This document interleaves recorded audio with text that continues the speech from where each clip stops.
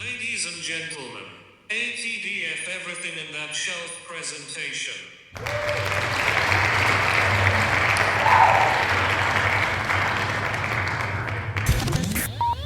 You're now rocking with TDF everything.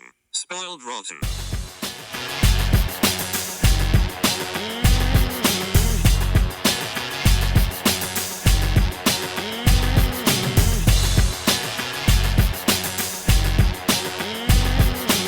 Spoiler alert. Welcome back, everybody. Hey. It's me, Daniel, And this is Ben on Spoiled Rotten. on that shelf. And by the way, it looks like on camera, I know everyone listening won't know this, but we have a special guest today. Yeah, my son's here. He has no name. Yeah. We'll never say his name, but he's here. And he's sleeping. So what? Yeah, and he's looking freaking adorable. And this is the best thing ever. So welcome to the podcast, buddy. We thought we would be doing an episode with you a lot later on, but this is exciting nonetheless. This is fun. So yeah, so anyone, if you're listening to Daniel's response and it's not as wild as you think, keep in mind he's got a child in his arm right now, and he's dedicated to this. He's dedicated to entertaining you. Yes, I am. I was like, we can't let a Monday go, and people were like, but they didn't cover episode 4, the Choad Less Traveled of Peacemaker. Yeah, we were thinking like we covered episode 1 to 3 all last time, and that must have given you a big high, so you must be coming back for more as fast as possible. So let's get right into it. This episode, what a blast. This is I'm glad I think this again. I don't know why I'm always worried, but I'm just like, man, I like this. So like I'm really I don't think you should worry, because they're leaning into subject matter that I want them to deal with, especially the way James Gunn is dealing with. It is wild. It's so good because it's so, the content's itself aware, but like you pointed out, the characters not, which is what makes it great. Yeah, I think there's, especially as I'm not going to try and do it beat by beat, but it's maybe next time if I'm not holding my kid, I don't want to go too long, but I could just jump right into it. I think this is an episode where Vigilante actually does start to become more self-aware, and you can see he's not happy. He's like, there's the initial thing of him driving back with Peacemaker and realizing like, oh, like he doesn't like me the way I like him. He's not actually my friend. And being pissed off about obviously the loyalty he's shown to him. And then later on in the episode when he's like, oh, like maybe what I'm doing isn't helping. I don't think he thinks that on a grand scheme, but I think he understands in that moment him going into jail ruined things. Yeah. I really like that. The first thing he says to Hardcore is just, I think I made things worse. Yeah. I think I screwed up, but like it's just great. Like the idea of like him having, you're right, more self-awareness, more ability to reflect, more ability. And I don't know if that came because he was like, okay, we're in last episode, they're like, Vigilante's on the team now, let him take the shot, we'll write him into the report or whatever it is, we'll debrief him later and stuff like that. But it was just a wild thing to see him go like, I think I made things worse. Oh, I think it's because before he got to live in his own world, like just like Peacemaker, a lot of these characters, like if they're in these like sound chambers where for him it's just he doesn't really actually engage with anyone. He's built up this friendship with Peacemaker, but now that he actually has to go on missions with Peacemaker, he's like, wait, what? Like you're not actually my friend. You didn't actually care that I was being tortured. And well, at least to the degree that, and he's like, wait, I think I might not be a good team player in that sense. Like I wanted to just do my thing, and maybe I'm not that good. So I think, again, not to disagree with you, just to expand, it is like, this is the first time he actually has to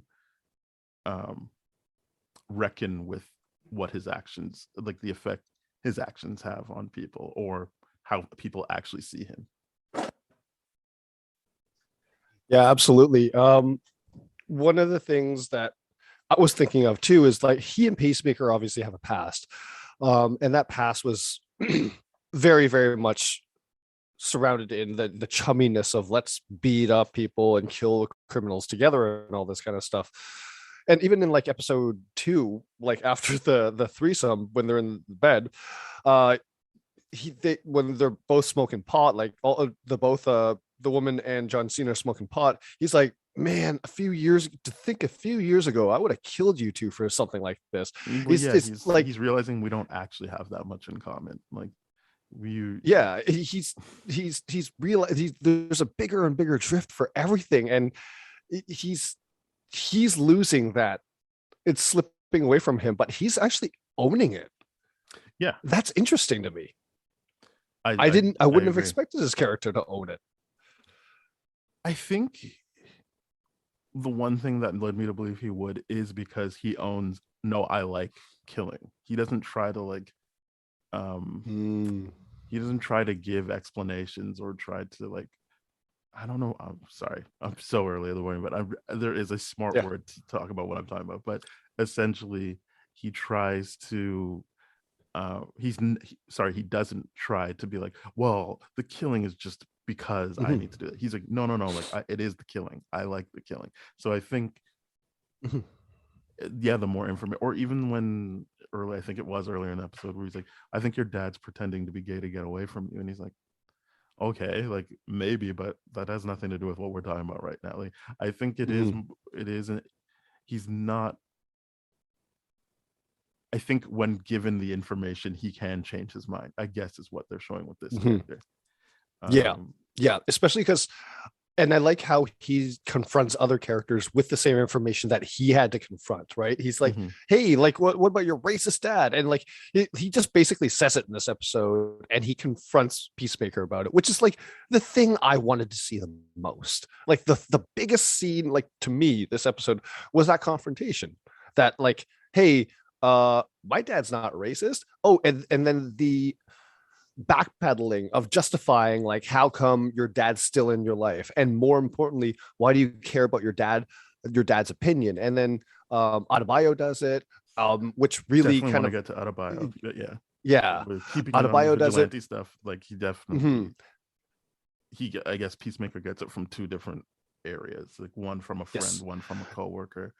But for the vigilante thing, it is like, like what, like you can't, I don't know how on purpose this is. It seems like it's very intentional, but it is what you talk about when it's like, it obviously be you are Chinese Canadian, like Afro-Caribbean Canadian, like it's just like if you've got these white people in your life that are okay to just hang out with racist people because, well, you know, like they're not racist to me or whatever, like it's like, well, like, are you really willing to just stand by them like that or actively try to help them? Like they are bad people in that sense. And I know we're dealing with a bunch of killers in this show, but it is like they're showing you where their line is. The show's been pretty clear about the racism line.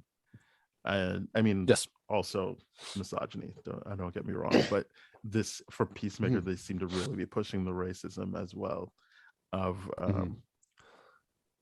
well as misogyny. But it's like, like multiple people now have been like, it's not enough that you're not racist or you think you're not racist. Like, what are you going to do about the racist person, the very real racist person in your life?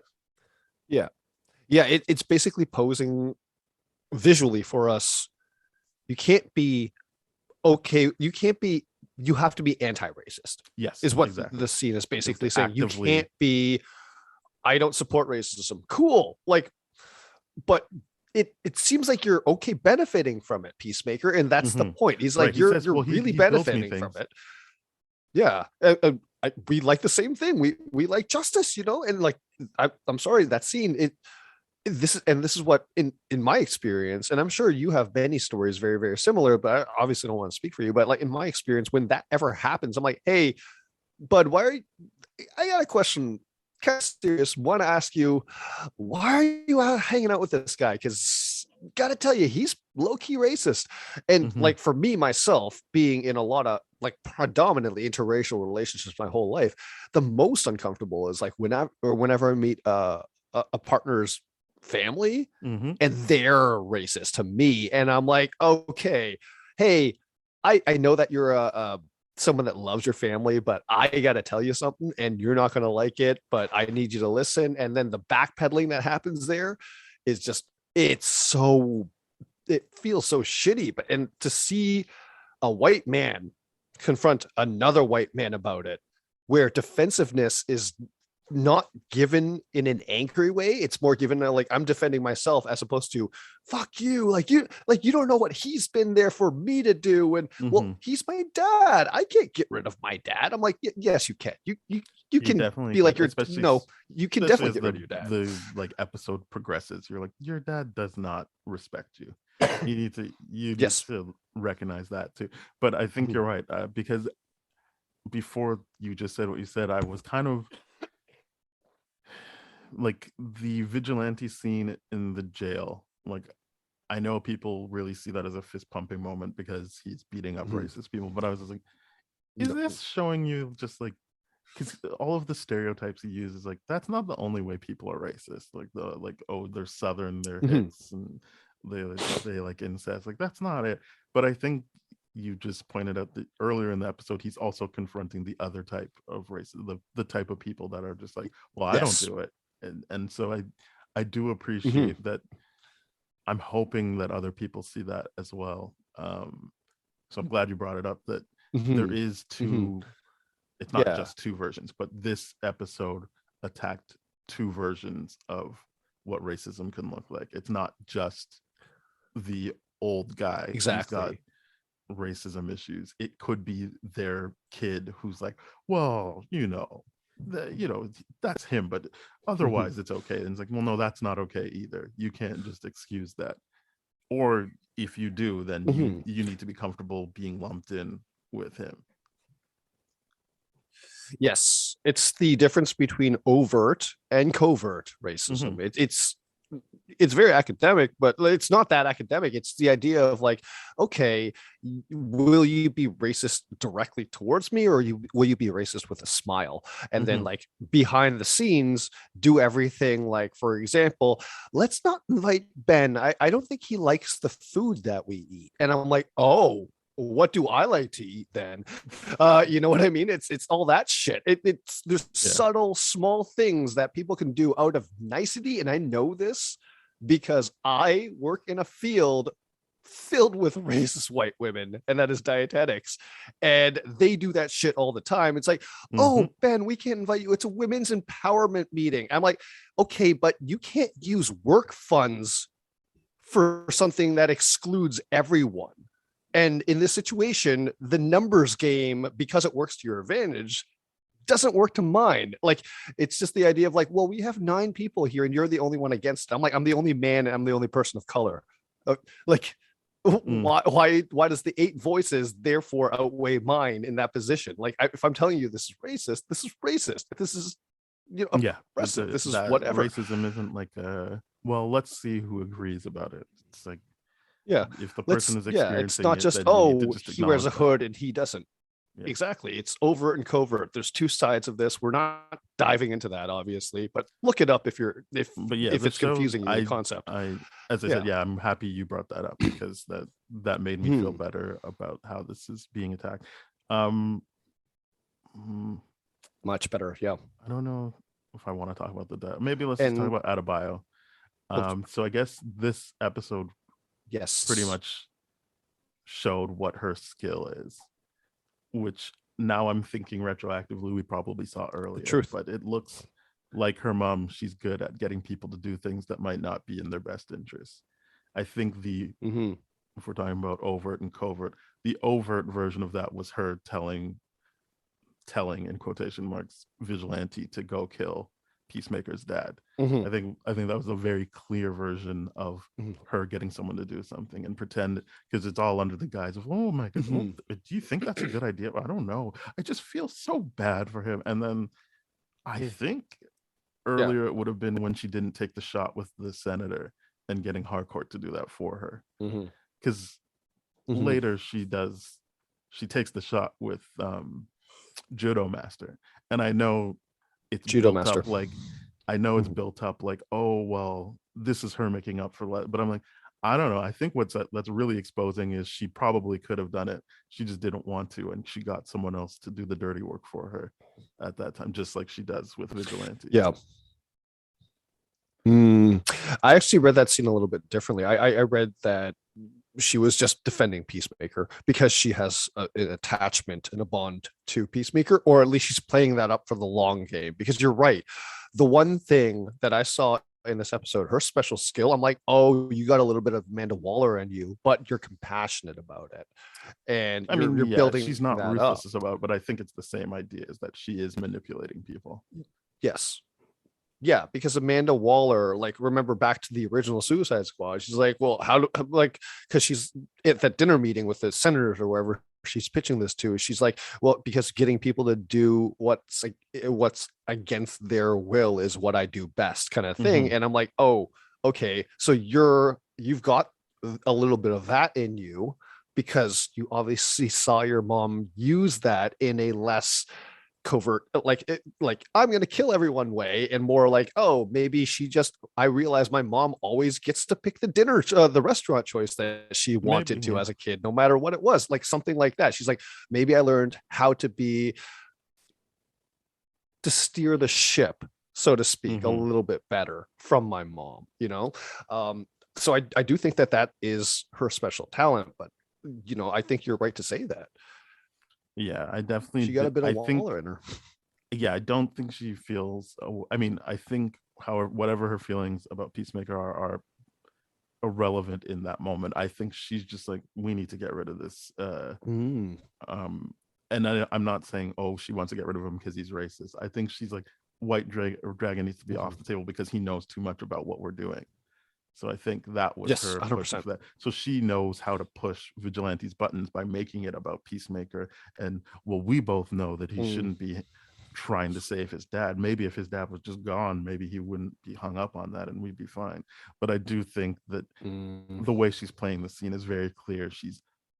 She's manipulating there, and it's not a genuine concern versus other things. So maybe I'm wrong that we saw it earlier, but it just seemed to track that like she's very good at pushing people's buttons to get, and they think, oh well, this is my idea, or fine, I'll step in and I'll do it. But it's like, this is exactly what she wants to have happen, and she didn't need to put a bomb in the back of your neck to do it. Yeah, that's a good point. She's good at playing the woe is me, this is my first field job thing. I have very little experience, I'm timid kind of thing. I can't tell if she's actually playing up a character like you're saying she is, but we'll see. sometimes. I could be wrong. I think she's been just only because yes, Harcourt does retort like whatever training you have is kid shit, but she said it with such Adebayo said it with such conviction that it led me to be like, well, clearly she knows she's not just a beginner, and she feels like even the way she talks about having this job, it's not like, why are you making me do this? This is like, whatever, I'll just do this for now until I have the money. So nothing about it makes me think like she thinks she's like out of her depths. I don't like when she says what training she has, it's enough to have people be like, oh, okay, she thinks she's good, so she's probably holding something back. But I think that what I'm hoping is playing out here is you're seeing that like she just knows what to say, and she's a Black woman, so people already are kind of like, whatever. She's got a lot of stuff that's going against her anyway, and she's using that. Yeah, I just feel like she's using her perceived weaknesses as a strength here to get people to do what she wants them to do. I think that's the best way to put it, because I don't think they're genuinely weaknesses, but I do think she's playing up those perceptions of other people of her. Yes. Like if I see this all the time, like I see people like, oh, I'm small and skinny, so therefore I'm going to get other people to do the heavy lifting, even though I'm like, wait, you're lifting more than me at the gym. What's going on? You know what I mean? It's like, hold up one second. You can't, that doesn't match. Yeah, that perceived is really, really good way of putting it.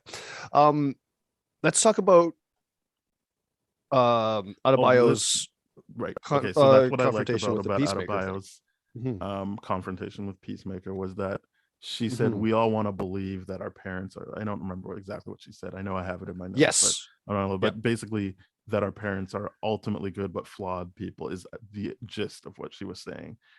And Mhm. I'm like, she definitely believes that for her mother, obviously. Mhm. Just the way we've Mhm. seen her react to other people shitting on Amanda Waller. But I do believe that she's like, Yes. when she's talking to Peacemaker, that she's like, dude, like you're, and I don't think she's doing it for his benefit, but she is saying like, look, your Mhm. dad isn't that. That's not the case for your dad. Your dad is just shit. Yeah. Like I read your file. Your Mhm. dad is just a Mhm. piece of shit. He's not ultimately good or just doing the best he can. Mhm. Yeah. Um, and And I just like it's that he not like got he's that just from a her. bad dad. Yeah. Yeah. He's like, it's not just he's a misunderstood dad or didn't know how to be a single parent or anything. It's like, no, this dude's legit bad. Here's the rap for it. Here's the shit he made you do. Yeah, like she And then doesn't tell him there. I think Harcourt tells him, but yeah, yeah, it is. She knows, yeah. or like by the time Harcourt tells us, we know that Adebayo obviously read it as well. And then I just think it's very, very interesting here how there's two different viewpoints or things that are brought to Peacemaker's attention to be like, hey, your dad's a piece of shit, objectively, right? There's the vigilante side of things where it's like, well, if this is true, then isn't this the consequence now? It's very like, okay, well, we're You should just very kill him. He's quick. racist. He's the Yeah, bad guy. yeah. We're like with Vigilante's approach, it's like it's very logically driven or sequentially driven in the sense where if this is true and this is your code, then we got to do this. And that's how he confronts the whole situation, is very like, okay, here's the plan that basically we have to follow based on your code, versus Adebayo's like, no, I'm just going to focus more on getting you to accept and confront the reality. Because I love that she comes at it from the perspective of, we'd like to think that our parents are ultimately good but flawed, because when you set it up too high of an expectation of like our parents are all good people, it's that's not you, that can't all They're be human. true, but like they're very human people. I say to a lot of people all the time, like my clients especially, because you can only imagine there's a lot of like beliefs that get brought down from a food standpoint. It's like, well, my parents and my grandparents have been doing this for X amount of years, and then you got to confront them with, and I'm sorry, but they developed, this disease at the age of 20. That's not the pillar of health. You got to confront the fact is like, okay, they may mean well, but they might not know as much as you need to at this point to prevent what we're talking about. Or they're flawed people at the end of the day. They're human. They're going to make mistakes. They're blind spots for everything. And in Peacemaker situation, the blind spot is blind spots. So like those blind yeah. spots can do harm, but it's not a malicious thing. It's just exactly. I mean, and this show is showing like that is the case most times, but there are some like people who have given birth to people or been a part of that process that it's not their blind spots that's making them bad parents. They are actively doing harm. Yeah. And in those people, they're just sperm donors. That's it. That's Could be mothers as well. Could be. Yeah. They're birth givers, sperm donors, whatever just, it might be. But that's what I meant. I just meant people who were involved in the process of bringing you to life. Very true. Just yeah. Not a male or female thing. Bad people on both sides. Yeah. Very, very There's true. good people on both sides. There's yeah. In this situation, I was only specifically talking about the dad of Peacemaker. Yes, and then the ultimate idea of like, okay, but how much of this do you allow before, like you said earlier, how much of this do you support until you're just lumped together with the same thing? That's ultimately it. And like, I love how, again, episode 1, the custodian staff, he's like, oh, you're the racist guy. Yeah. Like straight up. It's like, now he's being like, there's multiple pieces of evidence from multiple people that have nothing to lose from getting to know him, to be like, hey, this is how you're perceived. It's stuff of peace. Like that's a joke. Like, and then the flashback again in this episode, the Rick Flag being like, what a joke. Peacemaker, what a joke. Very effective use of that scene. Yeah, well, we'll probably end on Peacemaker's last scenes, but well, I guess we can talk about Myrn now. It's funny, but not funny. I'm just like, I kind of was hoping he was just normal, but we see he's a butterfly. That's kind of the reveal of this. But and I guess it was kind of they kind of hinted at it when he was like, "Yes, I have a father. I wasn't made in a petri dish," and I was like, "Oh." When he said that line, I'm like, "Oh, okay." It was funny delivery, but I was just like, I just kind of wanted him to be a normal. Like, I shouldn't say normal. I wanted him to be fully human. Is what I wanted. But that is the big reveal in this episode. Yeah, I hear that. Myrn. Yeah, and my first hint of it during the episode, before the actual tongue thing and all that kind of stuff, was like, I'm like, why is he watching a Mel Gibson movie? To be fair, like that was my biggest thing. I watched he's watching, which is extremely racist. Yeah, that's like the only scene I remember from the Weapon 4. Is just like how flagrant that scene is. Exactly. I'm just like, this is telling me something. This is telling me something that he's not actually there, because I don't think with how self-aware he is and everything like that. Yeah, I don't think this character would ever sit down and like, you know what I'm going to do to relax is support a racist actor's career and watch one of the most racist scenes in television, like in movie, and it's just like, and be okay with it and enjoy it and have the facial response that he did, which is blank.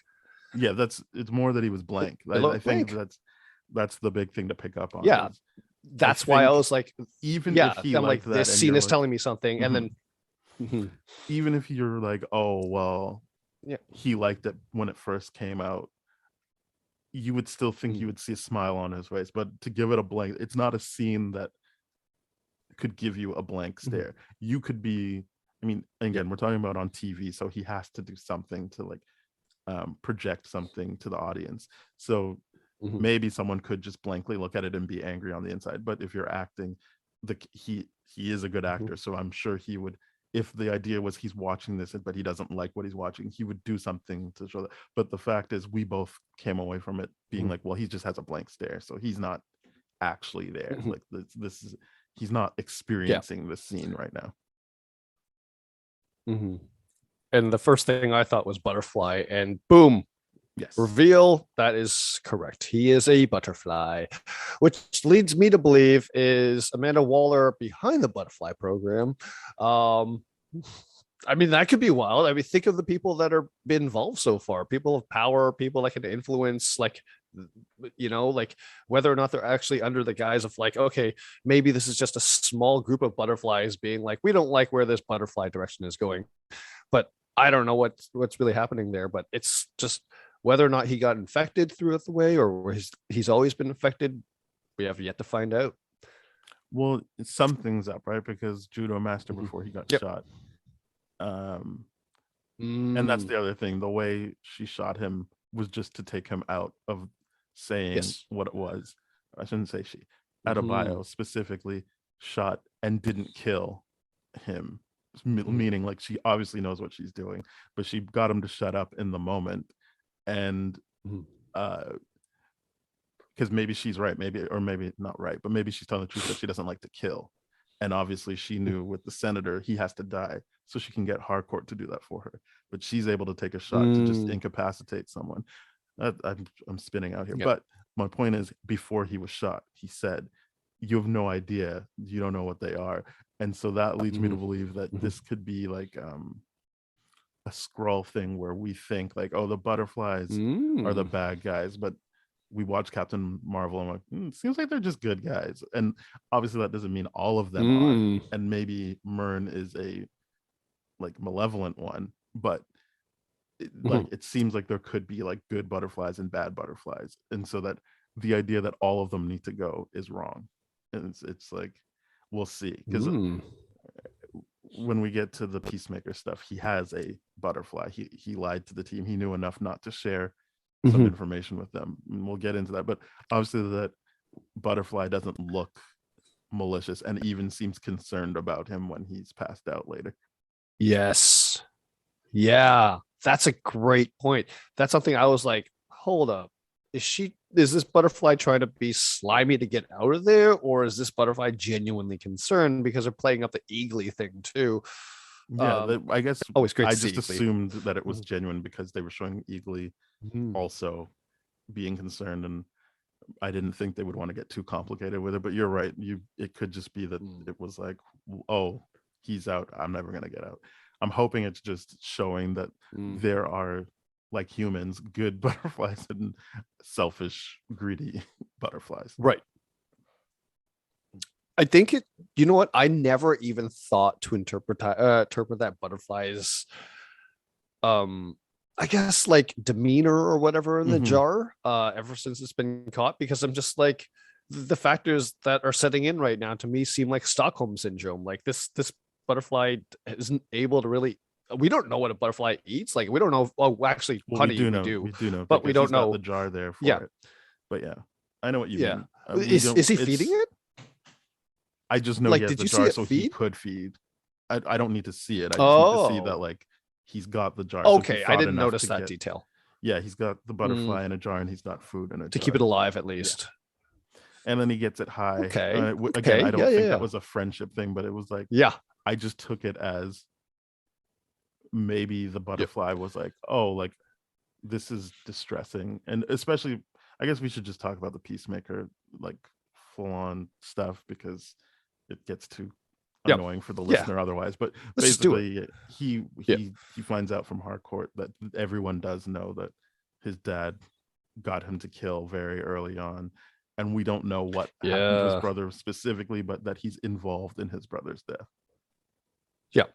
And he just had the flashback, and we the audience know it was just mishap. It looks like they were fighting, as I guess a lot of angry kids do.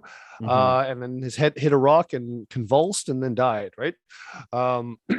So he died from an accident related, but still nonetheless, because it was fisticuffs, he was related in that death.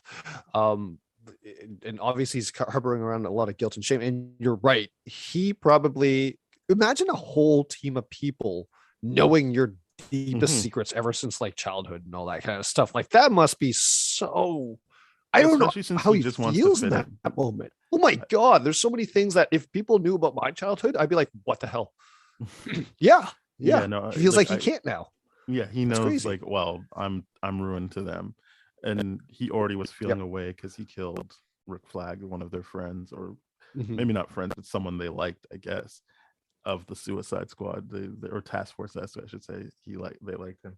But yeah, I think this is part of the spiral, and so that spiral, because I know that like he went to Harcourt, and it was because she's like, don't talk to me unless it's business. It is kind of business. And then when she tells him like what we just described, he just goes, okay. And she's like, oh, that's it. And I feel like what he was doing was deflecting, trying to make it seem like he hadn't changed by going like, no, your tits look great in that shirt as well. I feel like that's what he was trying to do, but obviously his heart wasn't in it, and it was a shitty thing to do as well, to make her feel off balance.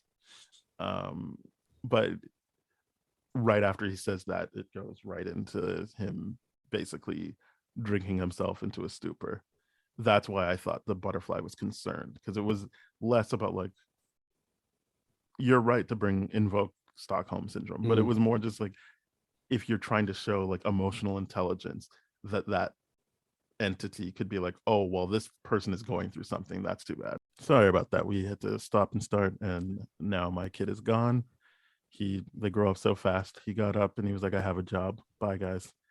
So that's that. We're gonna continue now.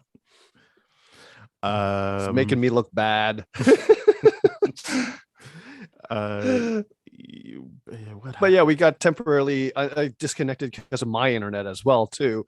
So yeah, one of the last thoughts we shared was the idea of like the butterfly in the jar, whether or not it was genuine compassion, empathy, or if it was Stockholm syndrome or whatever it might be, right? Or the idea of like, oh my God, from the butterfly's perspective, having Eagly attack me through like near the jar is just a visually like I'm freaked out. Now I'm traumatized and all this kind of stuff. Yeah. Like that's something that happened too. So Either way, that know, showing don't know what's going on there. I think it's highlighting that they're not just like evil beings, that like something like that wouldn't have an effect on them. I think it's just showing that that there is compassion. Yeah. They are able to feel things, even if it was trauma or anything like that. It's not just like they're like these beings that are built to kill and nothing affects them. We'll see, but we'll see. So we've done Autobio, Peacemaker, Myrn, and I mean, Economist doesn't really have much of this. No. Yeah. And Hardcore, other than I think getting beaten up a little bit. Hardcore, the only thing I noticed is I think this is the second time she feels bad about something she told Autobio to do. The first one was in the first 3 episodes. It might have been episode 3 when Autobio's showing stuff and she's like, oh well, my wife sent me this picture because we have to find new ways for intimacy because I made her, or she moved out, and she's like, Hardcore told me to do it. And this time it was like they're like, why did you shoot him? He was gonna like do that. And she's like, oh well, I was trying to make the tough thing. She doesn't, this time she doesn't say Hardcore made me do it, but it is, the idea is still like she did something, and Hardcore, I still think it's part of her manipulation, but it is probably winning Hardcore over to her side of being like, oh, I have to protect her then. Oh, I maybe I'm pushing her too hard, and unless I'm gonna be antagonistic because she's the new person and I don't trust her. I think is what is happening. So it's really, that wasn't a Hardcore thing. It was just a more she's playing stuff. Hardcore takes a backseat in this episode for sure, which is completely fine because I think everything else being explored here is so, and she delivers exactly what she needs to in this too. It's like, this is what we know about you, this is the reality, and that's her character too. It's like I'm laying it on the line. I just don't want to deal with the emotion aspect of all this kind of shit. I'm working right now, which I highly respect, but it makes it but it makes it so that she, like at the bar scene, is disconnected from everyone else, because at the bar the football game is going off, everyone's having a great time, and she's just there blankly staring at the wall, just drinking, right? Like when I used to go to a bar and just drink by myself, sounds really, really sad, but if you consider the fact it's like, oh, you lived alone, there's nothing to do, I want to blow off some steam and like strike up a conversation with the bartender, go to Toby's and have one beer and then go back home. Like, cool, why not? But I would want to go there to engage, and like, oh, the basketball game's on, I'm just gonna sit here and watch that then, like, it's not like, but at the same time I'm not on a CIA mission. I mean, there's that part of it. Correct me if I'm wrong, but you would imagine you're saying there's nothing inherently sad about it. It's just people being comfortable going out and doing things by themselves. And even as you said, you might strike up a conversation with someone, but you also might just be like, well, I'm gonna go get a drink and watch the game, or just be with my thoughts alone at the bar. Change of scenery. And my point of bringing that up is just that it just doesn't involve her. Like, it wouldn't, this episode just naturally would not involve her as much, and that I'm fine with that, because she had such a great, she's a great character, but she delivers exactly what, she's very, very consistent in what she delivers. So unless they're on a mission, I don't expect to see much of her, is what I'm saying. She's professional. But I do imagine that there's gonna be a mission coming up, and then, but where, like, this butterfly thing is very, very interesting. I'm starting to get to the point now where I'm like, is Autobio also a butterfly? But I mean, I don't think that would be the situation, because then the wife would also be a butterfly. And also, what are your thoughts about Autobio ignoring the wife's phone call? That was the thing I was just episode about to bring up. I was like, oh shit, we have more Autobio to talk about, because she definitely chose work over her wife actively this time. Last time, I think, again, who knows how much of this is real, because I think her conversation about the dog is showing how she likes to manipulate. But maybe it is just that she always knew she was choosing work over her wife, but she made it so that it was a decision her wife made to leave and be upset about it, as opposed to owning up to like, well, you got to go because I need to do work. She's just, yeah, and I think this time she just is, no one's around, so there's no pretense, there's no need for pretense. She's working, she sees her wife's calling and it's like, no, I'm working. I think that still plays in, but also it could just be showing a progression.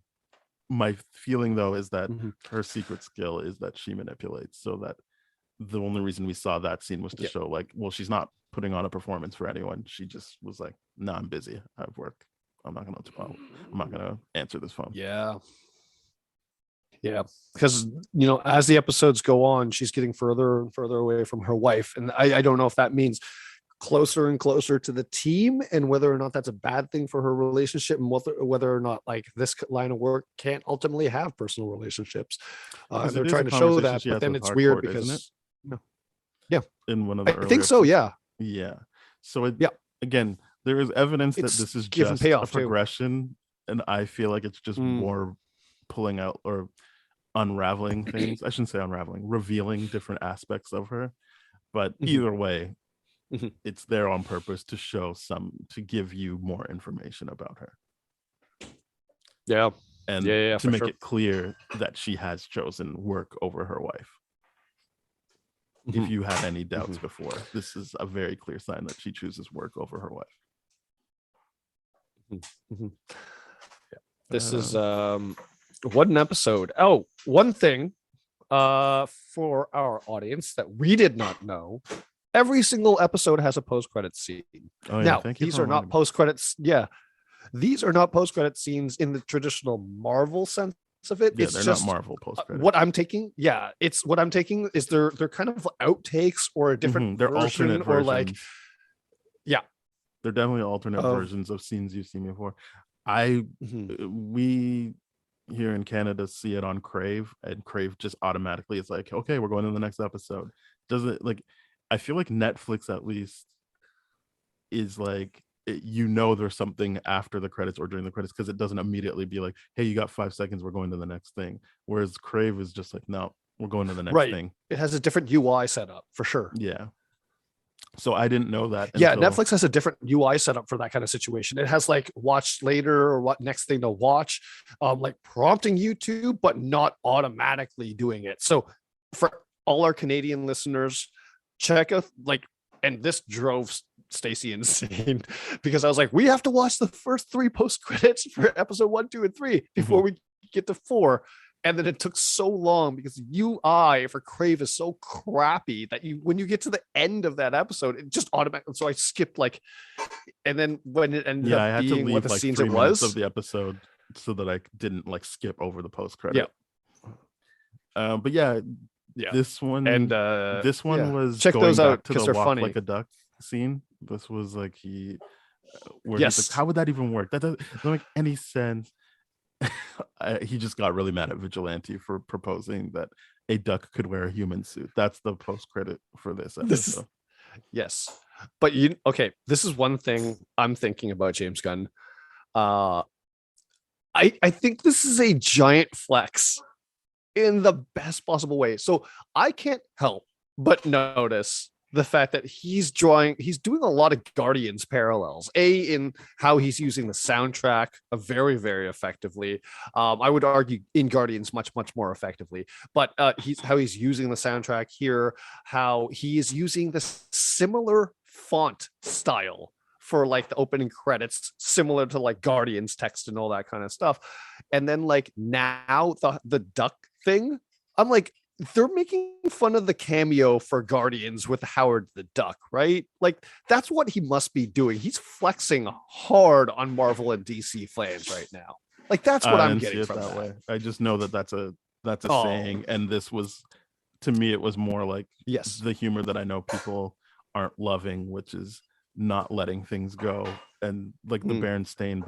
That's what it felt like to me, was more just someone being like, what are you talking about? Like that doesn't make any sense. But you could be right. I just didn't see it that way. I wasn't, just because that's what I just feel like he's not really that would imply to me that he was making fun, which I don't think he would make fun of Howard the Duck. I think he just likes Howard the Duck. No, I'm not saying he's making fun. I'm just saying he is flexing and referencing Guardians now within Peacemaker. Could be. That's what I'm saying. I'm thinking he's like, oh, that's an Easter egg for us. But the saying is, oh God, it's just. Really, I think this is just really, yeah. I just think this is James Gunn's doing some really funny things here. I want to look for more evidence of like Marvel references without being explicitly Marvel references. But a few other notable things from this episode. Matter Eater Man was referenced, one of the more obscure DC villains, where literally his power is to eat anything. They brought it in just like as throwaway, and I like that. I like those jokes that they're just doing in there to making it canon. And then of course we saw the actual White Dragon suit, which is comic accurate. And I like how immediately Vigilante's like, oh, there's weak points there, there's weak points there. He's just tearing it apart. And I'm like, this is great. Yeah, that was a funny situation. And then I don't know what they explained that room as, like the quantum phase whatever. It's like it's a lot bigger than what like all this kind of stuff.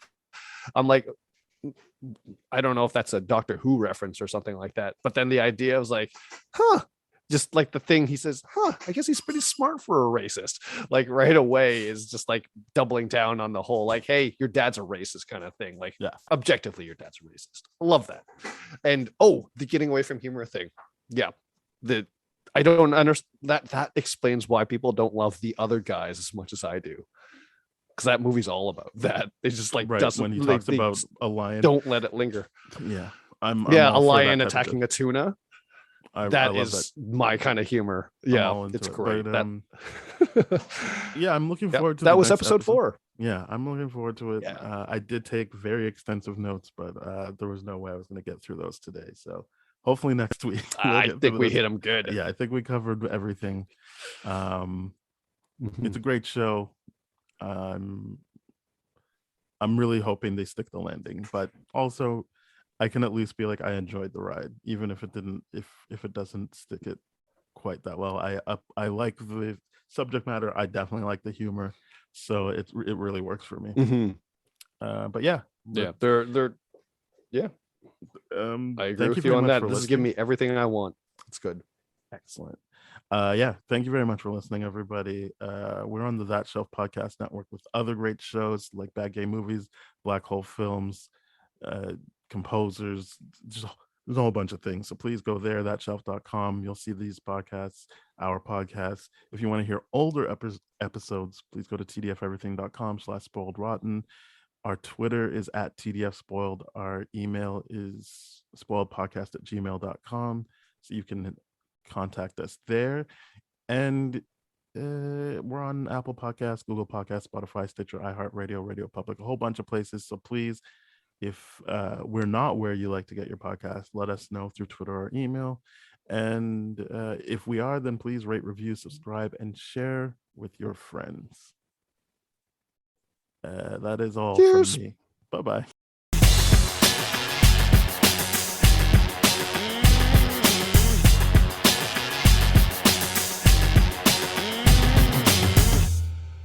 This has been a TDF Everything production, brah.